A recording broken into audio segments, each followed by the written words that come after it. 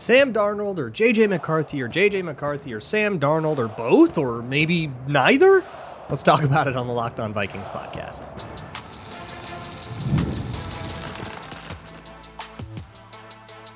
You are Locked On Vikings, your daily Minnesota Vikings podcast, part of the Locked On Podcast Network, your team every day. Hello, everybody. Welcome to the Locked On Vikings podcast, where we're always trying to learn something new. It's part of the Locked On Podcast Network, your team every day. And thank you so much for making Locked On Vikings your first listen of the day every single day. Appreciate you so very much. Today's episode is brought to you by Gametime. Download the Gametime app, create an account, and use code LOCKEDONNFL for $20 off of your first purchase. Today on the show, we're doing it. Okay, we're going to do, this is the biggest talker about the Vikings. We're going to knock it out. What should the Vikings do at the quarterback position? That's the main question of the show. And you don't need to care what my opinion on this is. Okay, I'll tell you right now. I think that letting Sam Darnold walk is a more prudent option and they should just roll with JJ McCarthy. But if they would like to get another cheap veteran in as a mentor / competition, I think that's also wise. There you go. There's my opinion. Please do not take it. The rest of the show is going to be me helping you get to yours in a more informed way. What we're going to do, we'll talk about the value of this, right? With that Sam Darnold is expected to take this much money, to command this much money in an open market. So you're going to have to pay that versus JJ McCarthy, who doesn't cost money, but he's a more mysterious thing. He's a rookie, right? We know what Sam Darnold is. We know his pros. We know his cons. There's no mystery there. And so you know exactly what you're buying into versus there's risk. That's the cost, right? Scary, spooky risk to JJ McCarthy. But I don't think that either of these guys are necessarily unknowable. And I think even from what we saw from McCarthy from college and in the brief stint we got of him, some clips from camp, that one preseason game, we could know a pretty good amount. And that whole spring and summer, I spent a ton of time with you guys on here. If you every dayers remember all this, talking about how his hips torque, how he steps into throws, what he does with his arm, like mechanical things, what they're probably trying to change mechanically. And then we saw evidence of that change starting to take place over the course of the of camp in that first preseason game and what they were working on and all that. So we were getting a pretty good understanding of JJ McCarthy. So I want to refresh you on that. Refresh you on how Sam Darnold compares to all of that. And then you can apply that to like the value conversation and say, okay, how close do I feel like that is? Is that worth all the money that we're saving or whatever, right? But just to make sure we're all on the same page here, the PFF free agency page, which has its cap projections, they're done by Brad Spielberger. He's very good at this, at guessing what contracts are going to be. He says Sam Darnold's looking at $41.25 million per year over $3 million, like a 3-year, $123 million or $121 million contract, something like that. So that's the cost. That's what you're dealing with, right? $41 million a year. And with whatever structuring you want to do, Sam Darnold has void years on his contract, so his immediate cap hit would actually be pretty low, but the money would sink in later. And that money would be kind of kicking in right when you would probably want to be transitioning to JJ McCarthy, if you want to transition to JJ McCarthy at all. And I guess maybe there's an elephant in the room. Do we have to talk about that? If the Vikings sign Sam Darnold to like the deal that he's going to want, like a 3-year contract with real money on it, you never are going to get the JJ McCarthy rookie contract deal. And we have heard so many people for years and years and years wax poetic about the QB on a rookie contract. It's the biggest advantage in team building. You can listen to any former GM, Rick Spielman or whoever wants to go on TV and say that's the way to get an advantage in team building is a quarterback on a rookie contract. If like that advantage is real, right? If you can get good play and then save tens of millions of dollars, like of course, obviously that helps. And if you go with a Sam Darnold contract, you ain't getting that from JJ McCarthy. Even if you do transition to JJ McCarthy later, you get maybe 1 year before he starts to get expensive. And then you got to start thinking about franchise tag, 5th-year option, real extensions. Those are all significant money. So you're picking here between paying for a quarterback and having it be Sam Darnold or not paying really for a quarterback and having it be JJ McCarthy. And I do think you're picking for the next couple years. Like, this is not just a 2025 decision. Sam, unless you want to just slap the franchise tag on him, which is also projected to be 41 mil. If you only want to buy 1 year of that, you can just say, okay, we're just going to franchise tag you, do 1 year at 41 mil, let JJ McCarthy have a rookie year, and then like a pseudo rookie year, basically a real developmental year where he's not rehabbing his knee. And then we move on from there, try this whole thing one more time. And that is an option that I kind of warmed up to as the season went on. We'll see if the Vikings warmed up to it or if the way the season ended kind of changed things for them.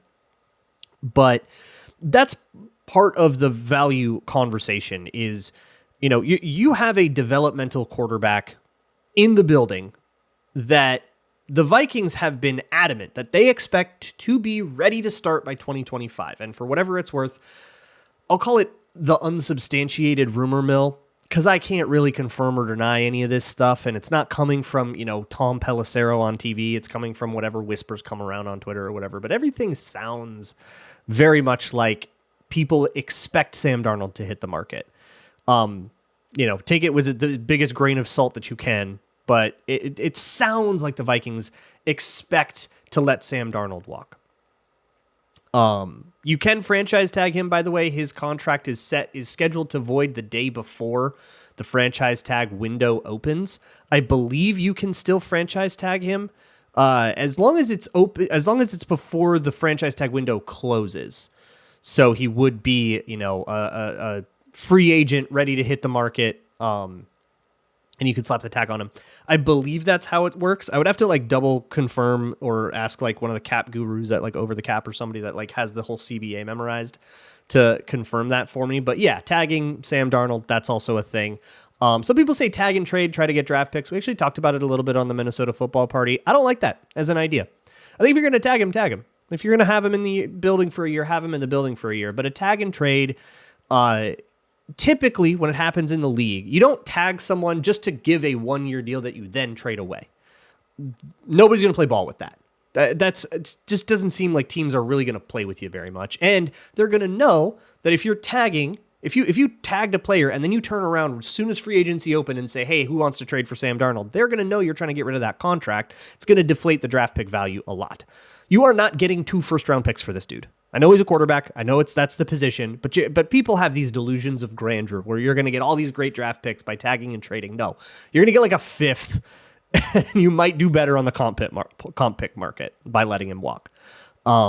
Which is why I would say, look, if you don't want Sam Darnold to be the quarterback, let him walk. We don't need to get cute about this. And I think that mostly encompasses the discussion that I'm going to guess you've heard about Sam Darnold and JJ McCarthy.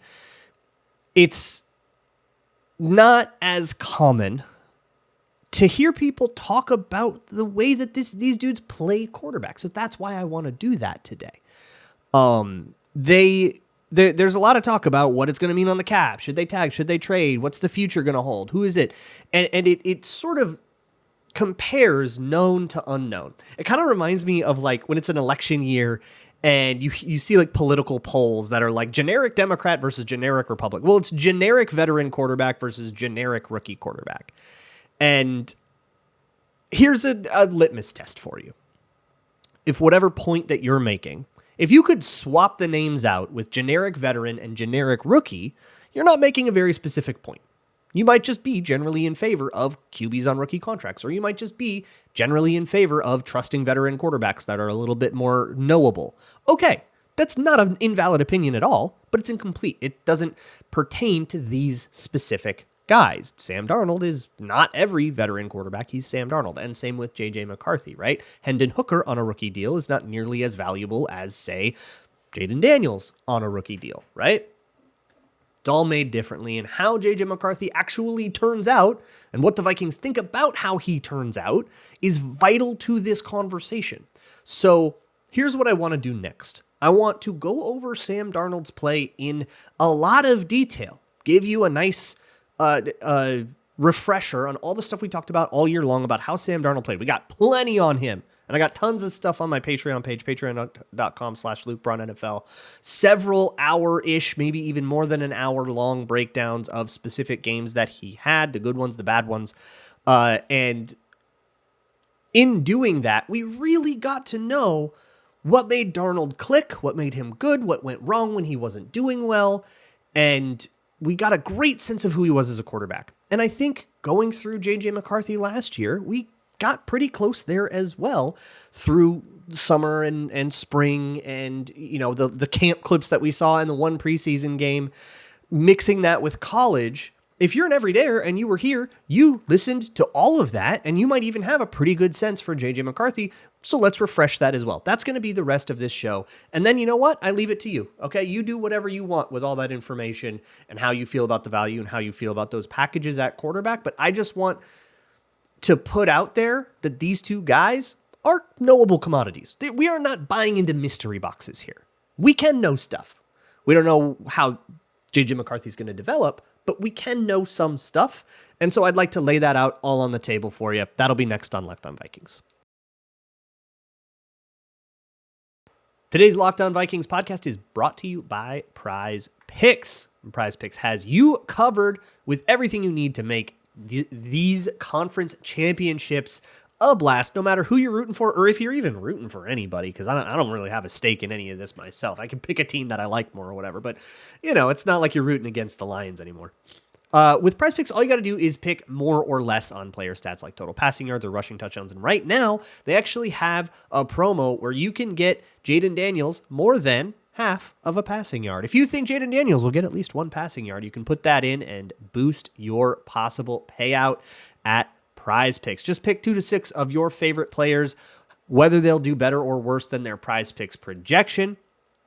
And in less than 60 seconds, you get a shot to win up to 1,000 times your money. And with over 10 million members and billions in winnings, it's clear that people are loving this platform. Here's a special offer for Locked On NFL listeners. Download the app today and use code LOCKEDONNFL to get $50 instantly after you play your first $5 lineup. That's PrizePicks. Run your game.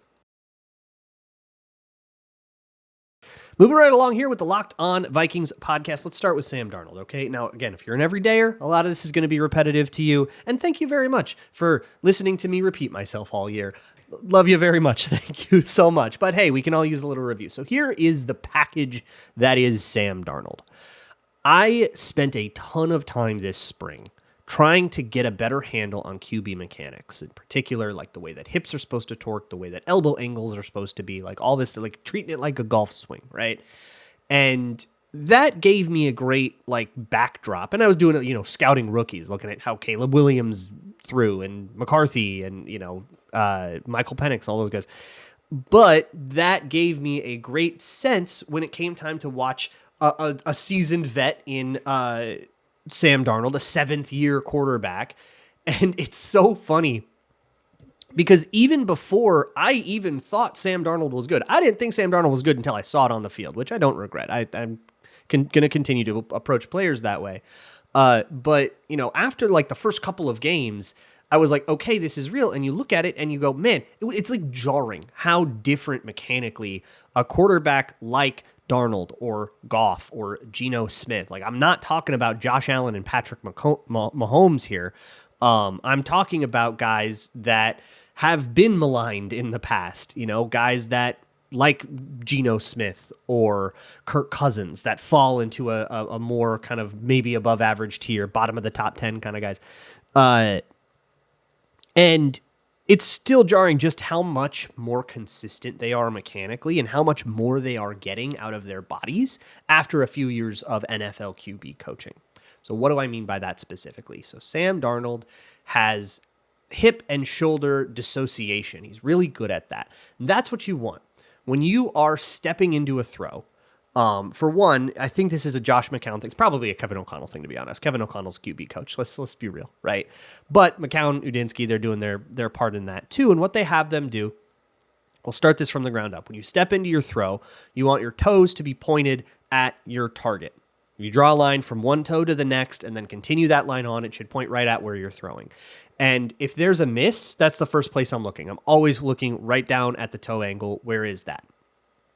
But what the Vikings have been doing with their quarterbacks is getting them to actually angle that front toe in a little bit and like close down that front toe. And the reason they do that is to lock your hips. Like, there's no way to explain it other than to just ask you to do it, to just stand there and like kind of like put your feet parallel and then move your hips around a little bit and like feel how flexible it is. Turn one foot in and you can feel it lock. So when you wind everything up and then your hip locks, that means the rest of that energy goes into your shoulders, your arm, the ball, you get more power. But you want your hips and your shoulders to be able to move separately to do that. For example, for draft prep, I'm watching Cam Ward right now. He doesn't have that very well. He doesn't have that consistently. So for draft prep, for example, I've been watching Cam Ward, like from an NFL perspective, and he doesn't have, his hips and his shoulders are completely synced. And so there's no torque to it. And so passes float on him sometimes, they come out slower than he wants. And that's something that in the pros, whatever team drafts him is probably going to want to work on with him. So that's one of the things that JJ McCarthy was working on that Sam Darnold has in spades.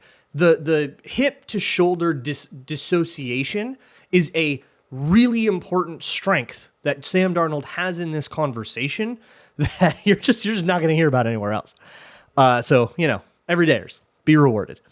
But mentally, on the other side of the game, it's fairly well documented. He's a risk taker. He likes tight windows. He's a very opportunistic player. If a safety takes one wrong step or one step, hesitates just a little bit, he's going to go over the top of you. Plenty of big, long post routes, most famously 97-yarder in week 2 against the 49ers came because of that. But I think there was probably one or two plays every single week where you could chalk it up to, he caught the linebacker making a mistake, abandoned what the read was supposed to be in the first place, and opportunistically found something and it turned into an explosive. That is, I think, the thing Sam Darnold did that made me the most excited every single week. When Sam Darnold is playing poorly, he's not seeing that stuff. And he's not he's not processing as quickly. I don't think he has a problem reading the field or anything like that. But when he is off, the precise timings of the Vikings offense are very delicate. And if your brain shuts down, and for whatever reason, whether it's because you're getting sacked a lot or because it's a playoff game and you're scared, whatever it is, when Sam Darnold was thinking a little bit too much, he would be thinking a little bit too slowly, and then he would have bizarre turndowns where he would look right at, Jordan Addison on the goal line, slant, and he would just come off of it. And you're like, why did you do that? You just can't possibly explain it. Or things would just be a little bit slow. They'd be a little bit late. And then he would end up holding the ball forever, and that would exacerbate whatever problems are happening on the O-line, or, windows would be missed, and then suddenly it looks like nobody can get open, and so on. So all of that comes together into a package where you very much know what you are dealing with, and it's not a surprise that the Vikings spent this whole season going for broke constantly, and just lining Sam Darnold up, giving him as much time as you can to read the pocket with a big long drop back, or to read the field with a big long drop back, and seeing if he can't find that one tiny little mistake for an explosive. And you can call that play on 1st and 10 or 2nd and 14 or 3rd and 17, and we converted all of those all the time. Got explosives and got out of it. It wasn't the precise timing style of quarterback that, say, Jared Goff is for the Lions. I think Jared Goff for the Lions is the platonic ideal of this quarterback that works in a McVay-style system, and Ben Johnson's system was not McVay's, but it had enough similar traits in that it was pure progression and it was timing-based, based on like dropbacks and hitches and stuff, that you can kind of look at Goff as, this is the ideal McVay quarterback was Jared Goff. And Darnold was not like that. He's probably a little bit more like the ideal, like old school Air Coryell quarterback right now, right? Where it's either touchdown or check down. And you want that like aggressive push it kind of guy. But I think that's what the Vikings are hoping JJ McCarthy turns into. And to get him to that place, we got to talk about what needs to happen for him to get to that place. And every single thing that you mention, you risk that it never develops. And even if it does, it takes time, it takes work, it takes resources. There's a cost to it. So we'll go over that list next on Locked On Vikings. Today's episode of Locked On Vikings is brought to you by Gametime. Gametime is the best place to find last-minute tickets to anything. I've told this story a couple of times. I'll tell it again. For the Vikings playoff game, when it got moved to Arizona, there was a 2-hour window where tickets were only exclusively available to Rams season ticket holders and ticket holders to the previous Vikings-Rams game at SoFi before it got moved. And a lot of those tickets went up on resale. You saw the crowd. It was not 50-50 Rams fans. I don't know who was trying to tell you that. A lot of those tickets went up on resale. Gametime was the best place to navigate that market. People got lower deck, like first 5 rows tickets for $100, maybe even less a pop in that resale window on Gametime. That is precisely what Gametime is for trolling the market and knowing exactly the right time to strike and get your tickets. So get your tickets with Gametime. Download the Gametime app, create an account, and use code LOCKEDONNFL for $20 off of your first purchase. Terms apply. Again, create an account and redeem code LOCKEDONNFL for $20 off. Download Gametime today. What time is it? Gametime. This episode is also brought to you by LinkedIn Jobs. Look, you're hiring for either a small business or maybe you're like HR for a bigger firm, but whatever it is, you have a ton of crap going on, man. I get it. You don't want to sit there and browse through infinite resumes. You don't want that slog. You don't have time for that slog. That is where LinkedIn and all of the great data that they have come in. LinkedIn Jobs is a game changer when it comes to hiring the right fit. They connect you with the best candidates using data you won't find anywhere else. From unique skills and interests to the connections you share, LinkedIn helps you find the right person for the job. And in fact, 72% of small businesses say that LinkedIn has helped them find high quality candidates. So hire smarter this year and find your next great hire on LinkedIn. Post your job for free at linkedin.com/LockedOnNFL. That's linkedin.com/LockedOnNFL to post your job for free. Terms and conditions apply. It's the moment you've all been waiting for on this Locked On Vikings podcast. Let's talk about JJ McCarthy a little more. He's been out of sight, out of mind for a few months here. And now he's once again the focal point of the entire Minnesota Vikings franchise, if my read on things is correct. Maybe it becomes Sam Darnold. He gets a 5-year deal and JJ McCarthy quietly withers away into nothing. But I just don't see that happening, and that's a fairly rare sequence of events, so I feel okay betting against it. But hey, if I'm wrong, I'm wrong. That's okay. So JJ McCarthy's whole thing, if you remember, the main point that I had about him coming out was everything was a bullet pass. And it was funny, he got a lot of flack for arm strength, which was patently false. It was very obviously not an issue of arm strength. Because he zipped every pass in there like it had smoke trails coming off it. And I think what people were doing was conflating a deep ball passing issue with an arm strength issue, because when you hear big arm, you hear deep passes. But really, it's more about velocity than it is about distance. Distance is about touch. It's about confidence. It's a different club. And JJ McCarthy always picked the driver. Just always went in for the fastball. Never did a curveball, never did a sinker, never did anything with any kind of touch, any floaters, nothing. I shouldn't say never say never, but it was too often he would rifle a pass in there that probably should have had a little touch on it. That led to some of the worst picks of his college career. That led to some of the worst misses of his college career. And and you could kind of tell why he was doing that on his deep passes. He couldn't get them accurately with touch to get up and over and in the bucket, right? And you would see the worst misses on his tape were there. So part of this is, so he had in college fantastic hip and shoulder displacement. It was awesome. He could really rip his hips. His shoulders would not even move. And then his shoulders would come through, and that thing, again, it would come off like I would see the tip of it glow orange, like it was these crazy bullet passes. And in camp, it was a lot less, because you could tell they changed the way that he stepped into things. So another thing that you have to know about QB mechanics, watch the follow-through. The follow-through of a quarterback will tell you so much about how mechanically they are constructing their throwing motion. And for McCarthy, some people put it, I like the way, I'm sorry I'm forgetting the name, but I like the way that somebody put it. It might have even been a YouTube comment, that he looks like a pitcher on the mound every time. where he loses his balance, his back leg swings way out into the stratosphere, and he's basically standing on one leg, balancing his torso and his leg before he kind of pulls it back, like he just threw a 98 mile per hour fastball. That is not QB throwing. And it was funny. I think JJ McCarthy threw out a first pitch and it was really bad. And I remember being like, oh, sweet, they took the baseball out of him. But what that means is that he is over rotating.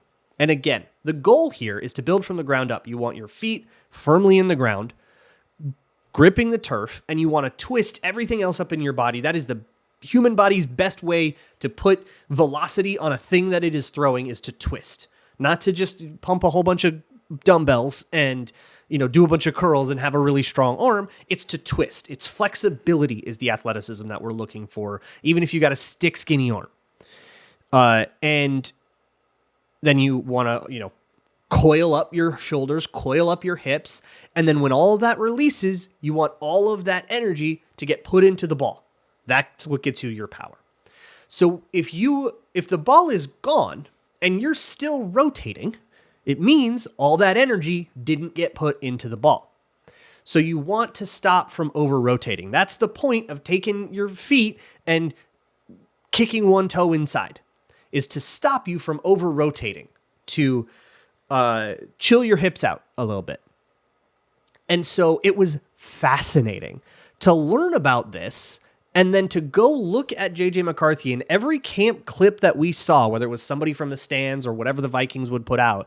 And every single day, his hips rotated just a little less. And it's like crazy surreal to have somebody help, because I didn't come up with this on my own. Okay, somebody helped me. And to have that tip and then watch it happen in real time and know for a fact that the Vikings agreed with this, because it's very clear that that was what he was working on. It got a little bit less every single day and a little bit more accurate, I would say. But it's a new way to learn how to throw. So some throws would totally miss on him, and you would see a headline where he would miss. And not to mention the overwhelmingness of just trying to learn the playbook a little bit. But by the time he got into that one preseason game, it was pretty under control. It wasn't perfect yet. There was still a little bit too much over rotation. And that's, something that by year 4, it'll be nice and perfect. Same thing with Sam Darnold, all kinds of mechanical things, all sorts of little hitches in his giddy up. But by year 7, he looks really great and polished, and the mechanics are awesome, and he can hit 60-yard bombs. But it was getting very close to a place where I would have called it okay, you can put that on the field. Where it was in college, that's not NFL. That's not an NFL throwing motion. But by the first preseason game, we were getting there.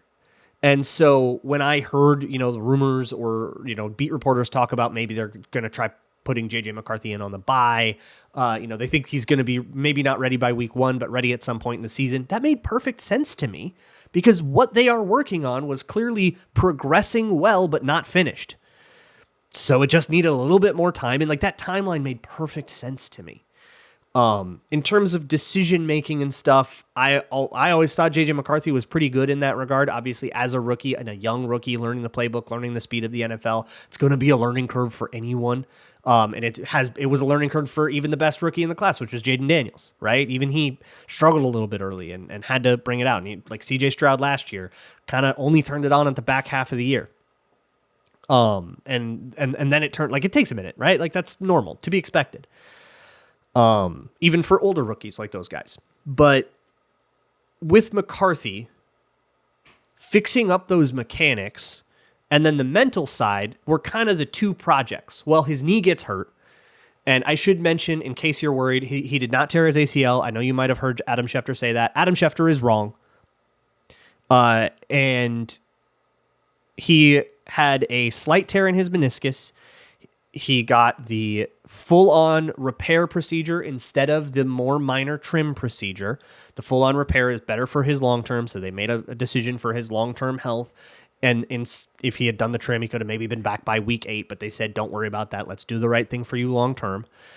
He had a little bit of swelling when in a point in the rehab where a little bit of swelling is normal, but they wanted to make sure that there wasn't any additional damage or that there wasn't any kind of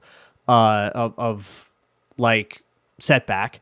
So they did a quick scope on his knee, confirmed that there was no setback, and gave him a quick shot for the swelling, and essentially rehab continued as normal. That's what happened with his knee. That you might have heard that as like he got another knee surgery as though he retore his ACL. That's not what happened. That's a totally different thing. And he's still very much projected to be ready to go by probably OTAs, if not for sure by camp. So that's where we're at on the knee with him. But in all of this time rehabbing, he hasn't been able to work on those mechanical things. So that project is still going on. That still has to happen.